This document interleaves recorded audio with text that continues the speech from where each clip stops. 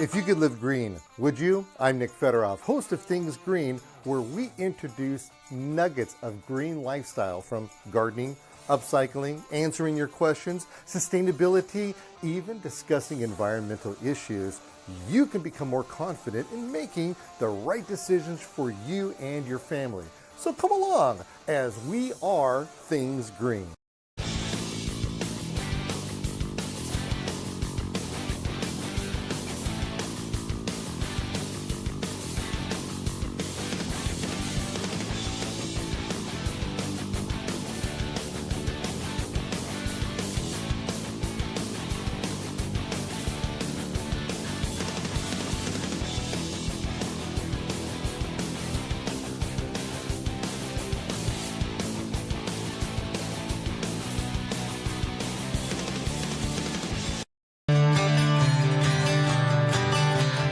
Okay, we're gonna head off to the next fire, right? Oh yeah, man, we're driving. This thing does run. It does run. This thing does start. These guys do a good job here. Okay, now for the record, I am really claustrophobic, and this is such a small thing. What, they had small people back then? I don't know, man. That's a good question. Everything grew in. Fire engines were tiny back then, you know. Like we have fire stations that are still built in 1927 and 28. Two of them, one in East LA, one in Altadena. And the fire engines barely make it in now. Really? In those days, they just made them smaller, everything. And then nowadays, you drive a fire engine in front to those fire stations, you got maybe a few inches on both sides of the mirror. Yeah, I would imagine. That's about it, really. I would imagine, because most driveways they're 10 feet. I think that's the law. They have to be 10 feet, but that doesn't mean you have 10 feet of clearance to get through. Right. Because, you got your mirrors sticking out and stuff like that. Now, this particular vehicle right here is actually kind of the start of the fire department. Yes. Because it wasn't called the fire department at the time. That's LA County. LA County was not established until 1923. In the county of Los Angeles, in the early 1900s, the county of forestry department was established. And they were like, you almost call them fish and game, foresters and fire. They weren't fire wardens. But they were regulating the environment, the hills, fish, kind of like fish and game. And then somebody in the forestry department, the chief, forgot his name, he's the one that said, we need a fire department. So the Board of Supervisors of LA County created the fire department in 1923. But don't forget, other cities all over the county, whether it's LA City or Long Beach or Bellflower or Montebello, they had fire departments of their own. LA County was just unincorporated areas and what have you, and that's how that started. Can you get your feet on the pedals? Yeah, I could barely get my feet on the pedals. Yeah. But for the record, it's a stick, and I still know how to drive a stick. That's not a problem whatsoever. Why did they make them so small in those days? People were smaller? No way, Yeah, man. that's what I I can't thought. believe that. Yeah, that's what I thought. They didn't want big old mooses like me in here. Used to think a 6 foot tall person was tall. That's pretty much average now. The average back then was probably 5'7", 5'5". Wow. Yeah. Things have changed, Yeah. I was telling same thing with fire stations. They were tiny, man. Now Look at shoes. Everybody wears a size 11 or 12 or 13 shoe, I'm on the small Back side, then, man. There were 7, 8s, and 9s. Yeah, well, that's why he was able to pry in here a lot easier than me, that's for sure. Well, I'll tell you what, let's go out and let's take a tour. All right, sounds and good. see what we got going over here. All right, sounds good. Oh, man. For the record, I'm pretty confident that if I was a fire dude at the time, whatever I would be putting out would have burned down by the time I got out of this car. So let's take a look and see what we got going on over here, because it's pretty exciting. Now, this was the vehicle that we were sitting in just now. It's a 1930. It is Ford, and it was once again just for the forester to go around regulating, cruising around the hills and Angeles National Forest and making sure everything was kept up to par in those days, the early 1900s. So let's tell everybody where we're at right now, because this is our second visit out to Bellflower, but this particular place is something that's not open to the public. That is correct. It is our shop.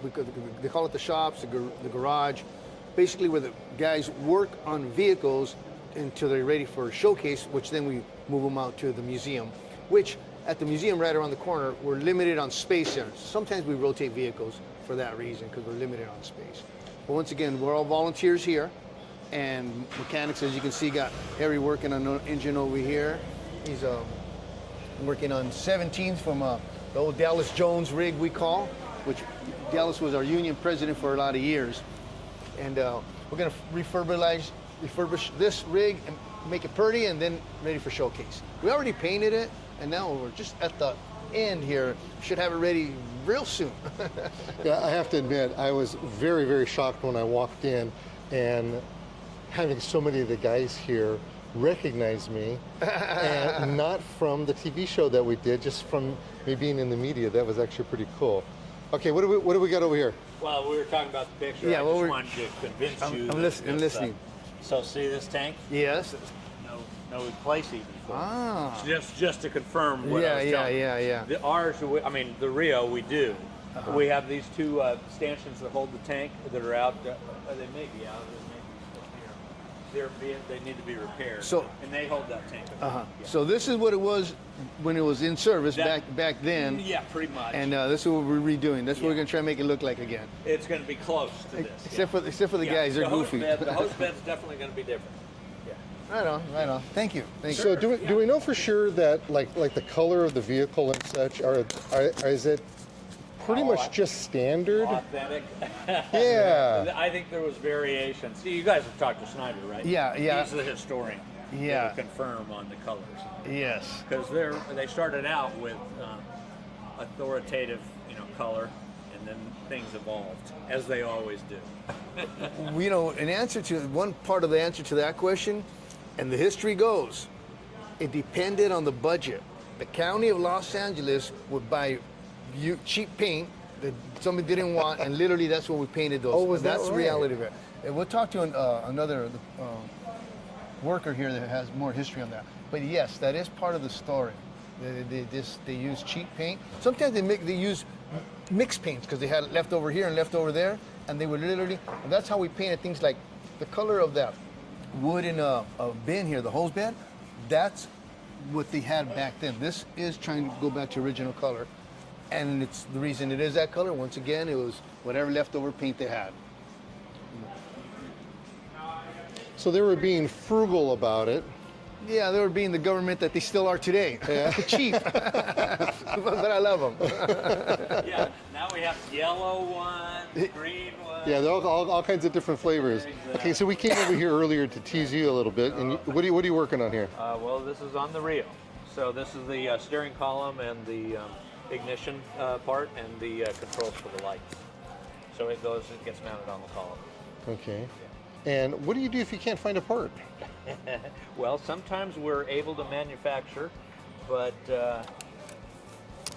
if we don't find a part, they've been able to find things out on eBay quite a bit.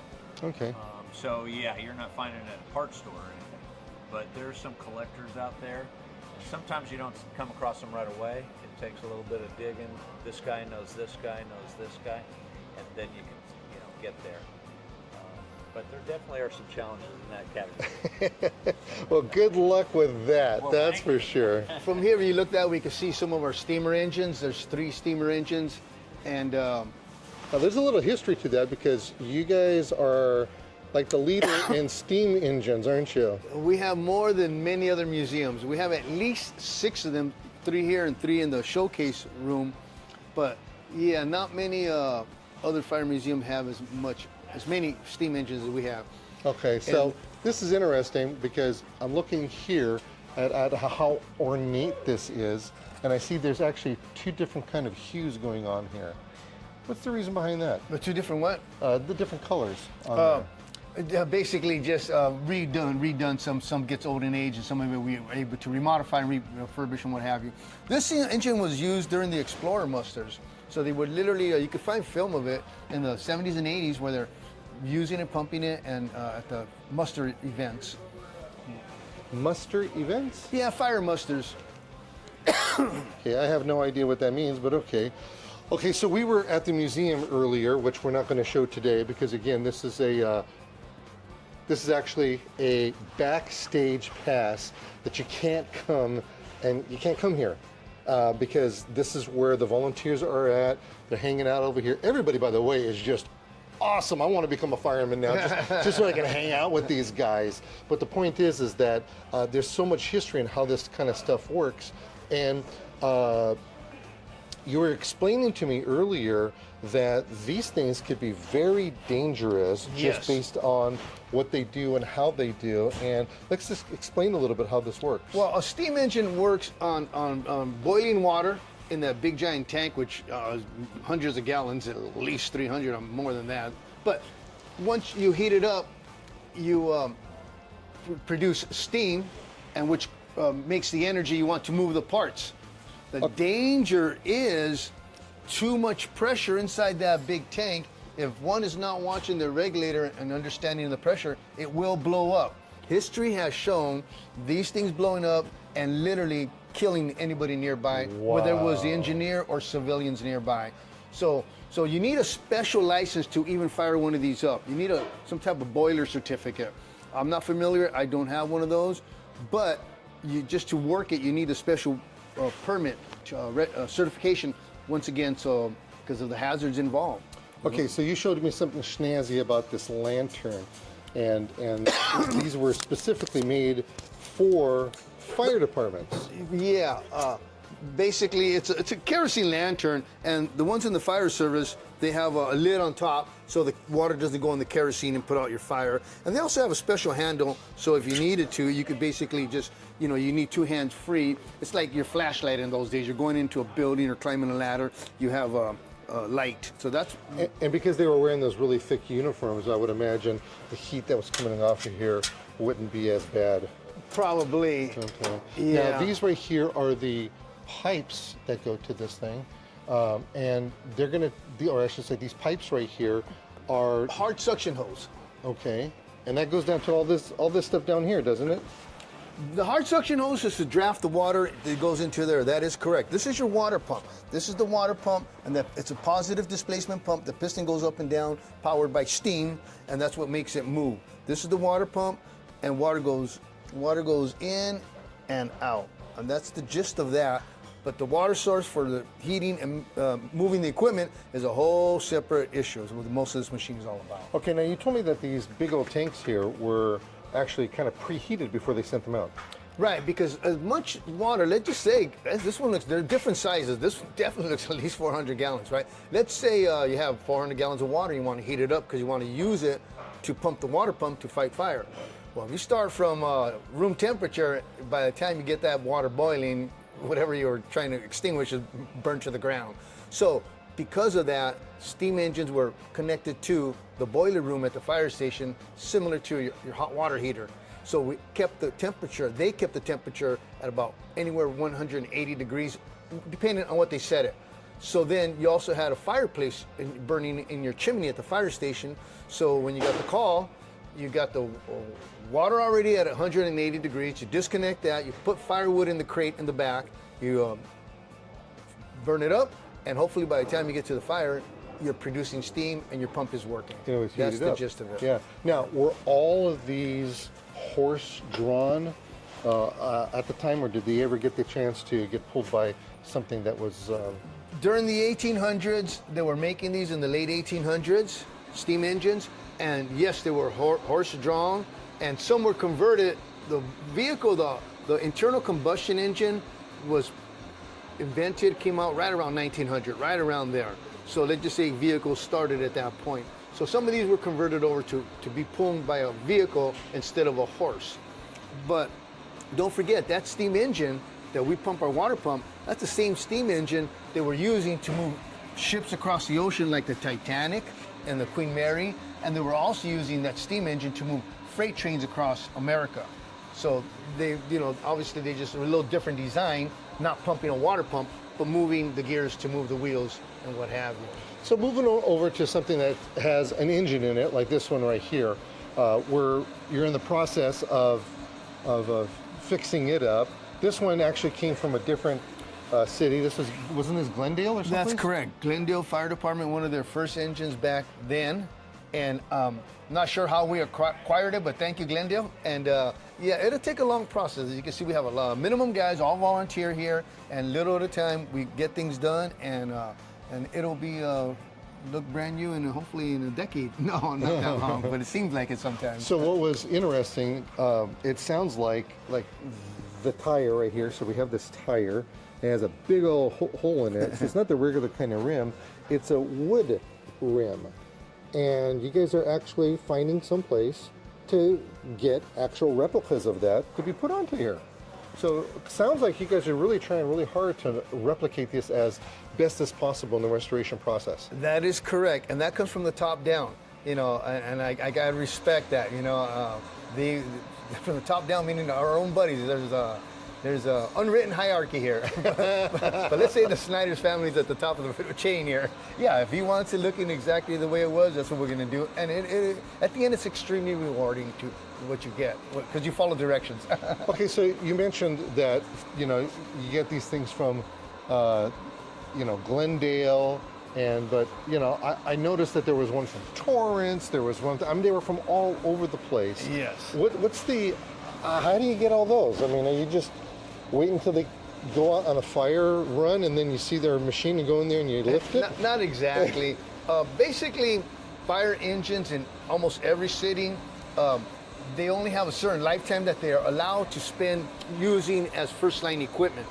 And then the city or the county, in whatever place, basically they say, hey, we can't use this anymore. Now we need to get rid of it and buy a new fire engine. So a lot of times, old fire engines, they sell them at auctions. So you can bid on them and what have you and acquire some. So that's how we come across them. But we're not out searching for any particular fire engines. It just depends on what we come across.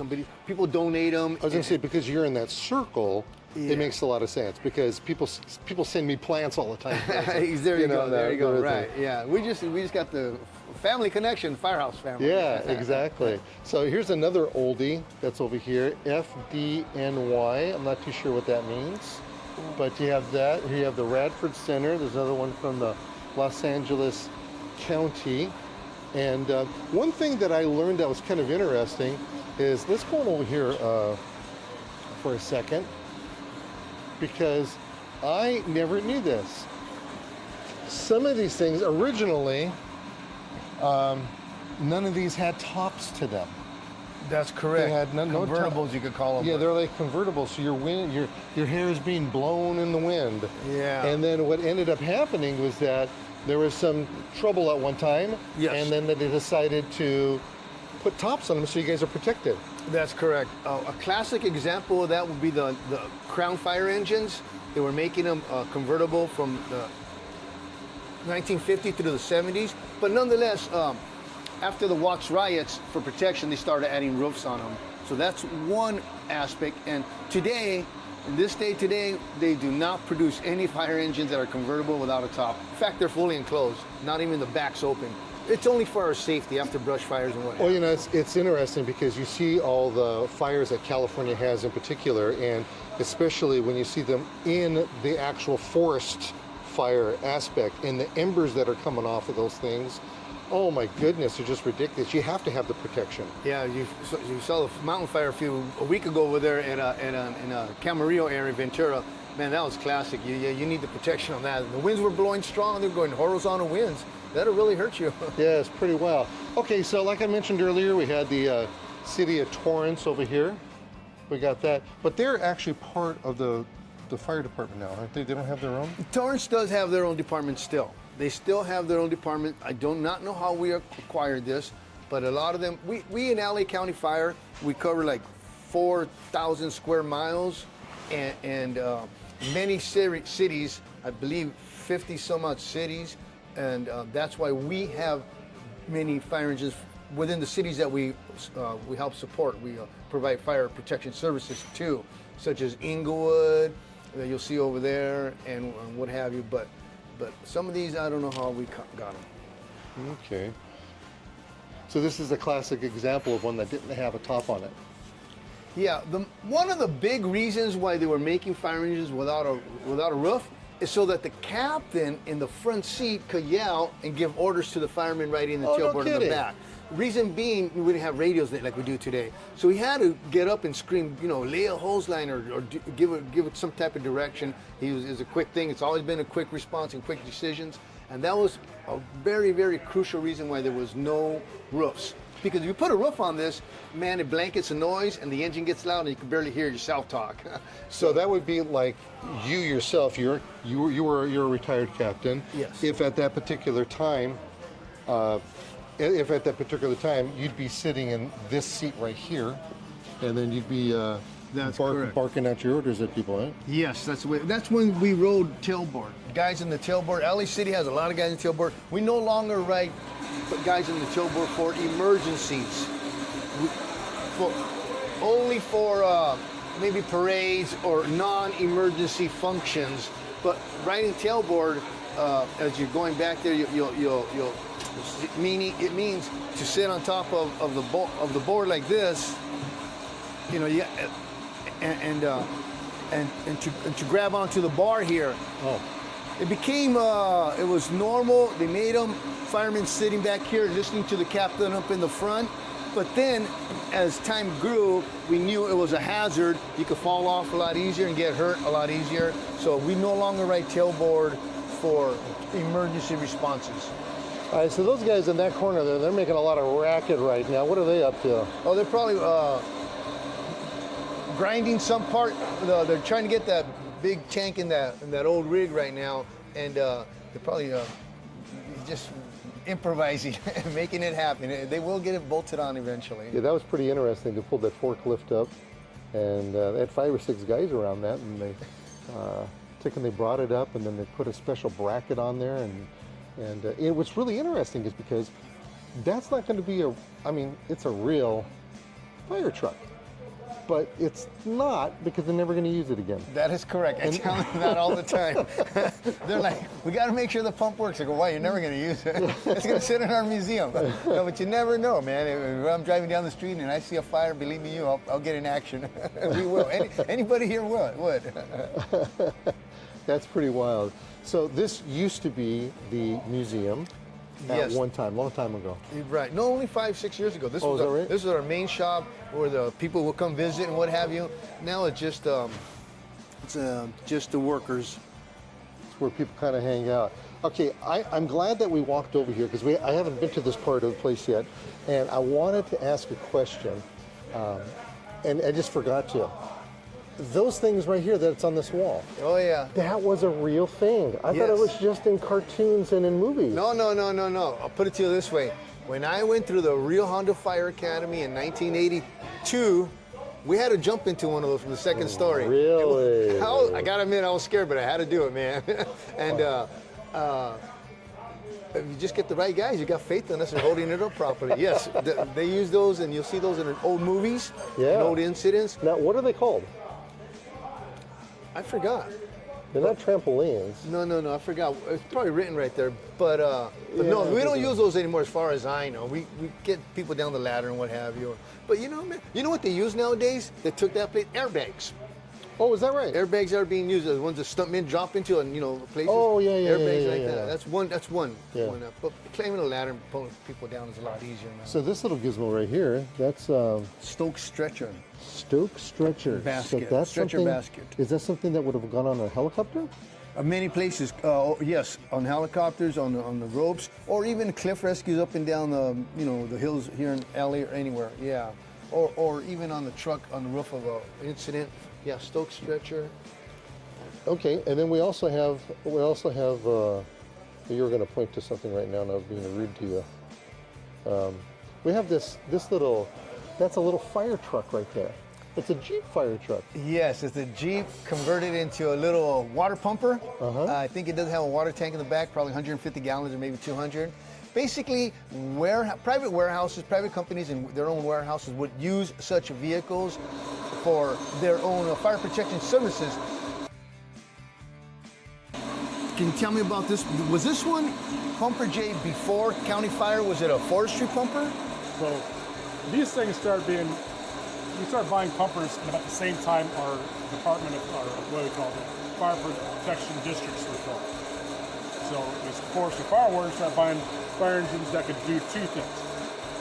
Not only pump water to fight fire, but during the non-fire seasons, there's pictures of this particular rig with a big spout on the side of it, a big tube, and they would lower that, and they would water trees along the motorways wow. with this thing, just by using the road pump, you know? So, or gravity feed with it. This has got a small tank, only 250 gallons, but some of the other pumpers we have with 600 gallons. So they would drive along, they would lower that thing and just water the trees. Yeah. So they would also double lap this firefighting machines. So our department started the LA County Department of Forestry. Then under the Department of Forestry came the Forester and Fire Warden in charge of the wildland area. They were also fishing game. Those guys were also fishing game. We had the boat out there called the Cobra on the Catalina Channel that they checked fishing, make sure people weren't fishing illegally from Catalina Channel all the way up to Santa Cruz Island, was that boat's district. And they also would be out in the wildland area to make sure people weren't over hunting, things like that. So they were armed game wardens. They rode motorcycles, horses, and Model A trucks, whatever we had to drive around. So the Forester Fire Warden had a lot of different hats that they wore.